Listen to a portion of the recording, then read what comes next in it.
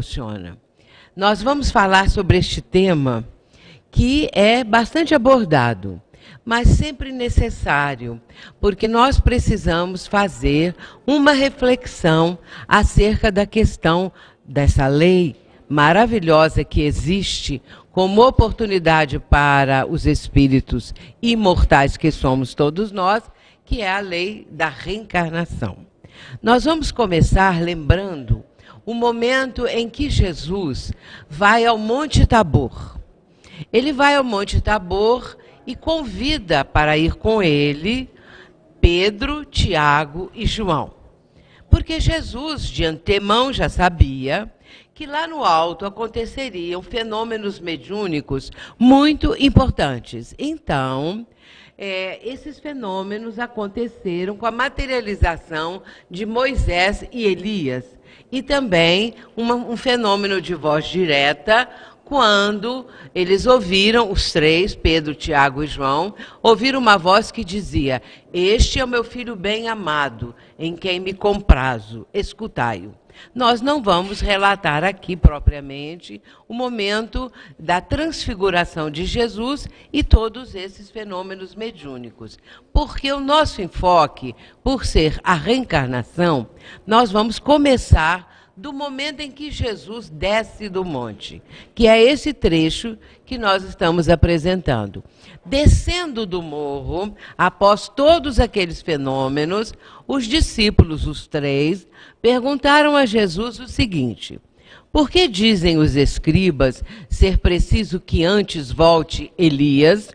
Jesus lhes respondeu: "É verdade que Elias há de vir e restabelecer todas as coisas, mas eu vos declaro que Elias já veio, e eles não o conheceram e o trataram como lhes aprouve. É assim que farão sofrer o Filho do Homem." Então os discípulos compreenderam que foram de João Batista que ele falara. Isso está, portanto, em Mateus, no capítulo 17, todo o fenômeno da transfiguração e também dos outros fenômenos mediúnicos e desse momento, desse diálogo dos três discípulos com o Mestre.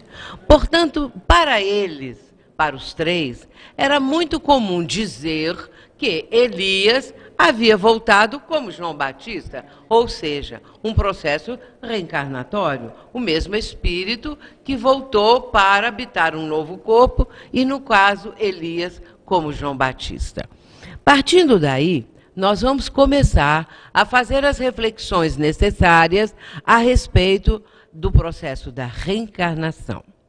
Primeiramente, vejamos o que o Livro dos Espíritos apresenta para nós. Allan Kardec, ele vai fazer, nesta obra, perguntas simplesmente notáveis. Eu gosto sempre de falar que as perguntas que estão em O Livro dos Espíritos, apresentadas na época, o livro não havia ainda sido lançado, pelo professor Hippolyte Léon Denisard Rivaio. E ele, o professor Rivaio, é que estava compondo o Livro dos Espíritos. Mas quando ele vai ser lançado, o professor Rivaio adota o nome de Allan Kardec, porque fora o nome que ele adotara numa reencarnação antiga, anterior. E por isso ele vai assinar o livro com o nome de Allan Kardec. Mas ele vai fazer perguntas as mais diversas. E nós vamos encontrar, né, é claro que o livro todo, atualmente, com 1019 questões. E quando Kardec fazia pergunta, ele sabia a resposta.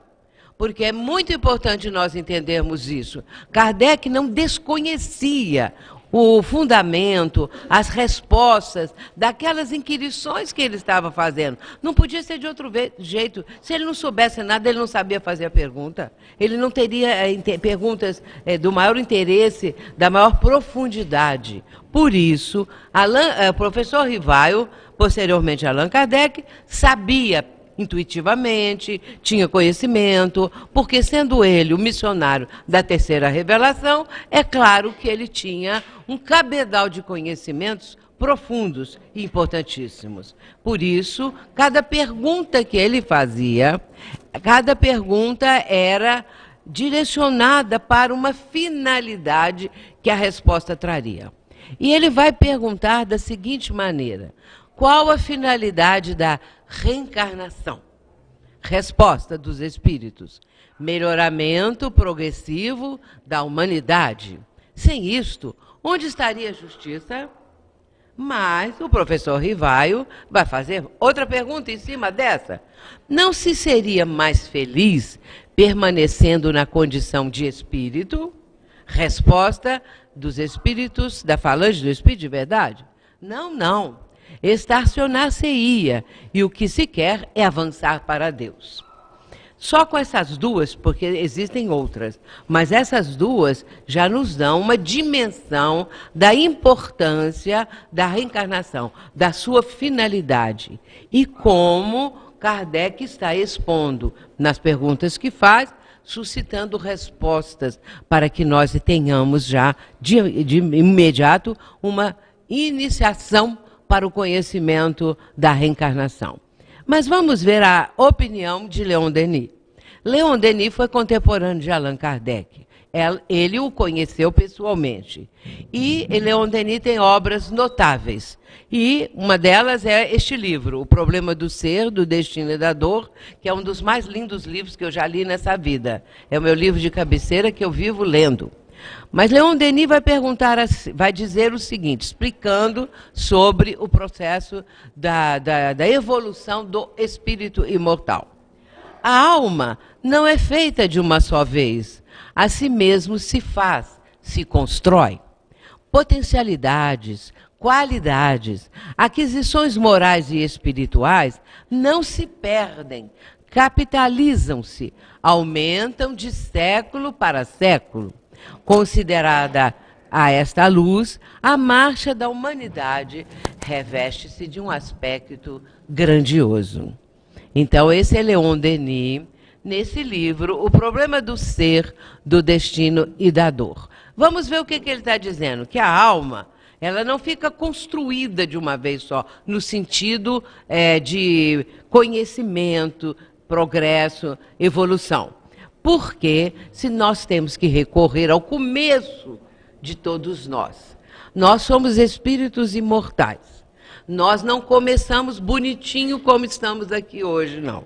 Nós começamos lá nas cavernas. Todos nós fomos homens e mulheres das cavernas. Todos começamos assim, do zero. Conhecimento zero. Livre-arbítrio zero. Mas isso existia em nós. Porque quando Deus criou cada um dos seus filhos, Deus vai dotá-los de certas condições, de certos atributos que favorecerão a escalada do espírito rumo à perfeição relativa. Portanto, nós trazíamos em nós o pensamento, a memória, a consciência, a inteligência. Kardec também pergunta em O Livro dos Espíritos: que são os espíritos? Resposta: são seres inteligentes da criação. É a questão 76 de O Livro dos Espíritos. Nós todos somos espíritos imortais e estamos no processo evolutivo. E segundo Leon Denis, todas as potencialidades que nós temos, que o Pai do Céu nos dotou, e as qualidades que aos poucos nós iríamos e através dos tempos estamos adquirindo, aquisições morais e espirituais, esse conjunto todo não se perde, pelo contrário, capitalizam, porque se torna o nosso capital, se torna a nossa bagagem espiritual, a nossa bagagem moral.